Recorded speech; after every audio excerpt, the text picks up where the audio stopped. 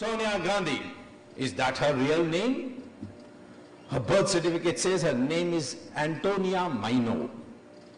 Her passport application, Indian passport application, also gives the name as Antonia Maino. So why is this name Sonia Gandhi being used? All right, Gandhi, I can understand, she married Rajiv. But why Sonia? Because Sonia is not even an Italian name. It's a Russian name. Antonia is an Italian name. So why is Sonia Gandhi's name, why has she taken the name Sonia? Where did this come?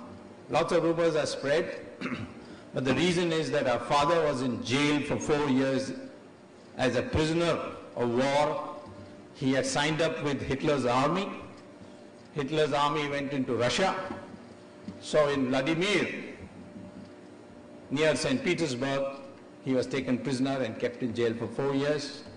But unlike in all other German soldiers, where Russians never released them before 20 years, in his case they released him in 4, which is taken to mean that he must have capitulated and agreed to become a member of the KGB, and that is why he was let off.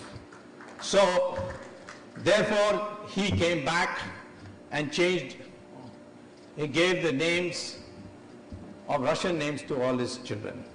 Of course, there's one point which I don't want to really get into it because it's irrelevant, but I think I'll mention it.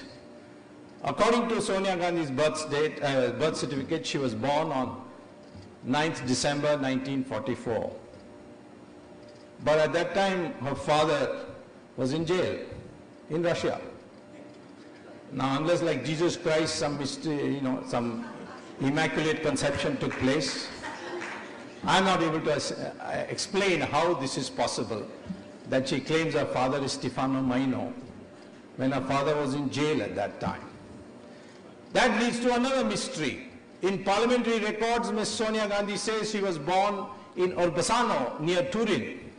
But the birth certificate says she was born in Louisiana, which is on the border with Switzerland. It was a resort town for the German soldiers during war. So why should you hide your place of birth unless you don't want your birth certificate to be known or you don't want people to investigate? So I leave that as an area of speculation which not connected with the... Of course, if she comes on court cross-examination, then the lawyers have a legitimate right to ask her, where were you born, on which date, who is your father, and where was he at that time. These are all permitted cross-examination.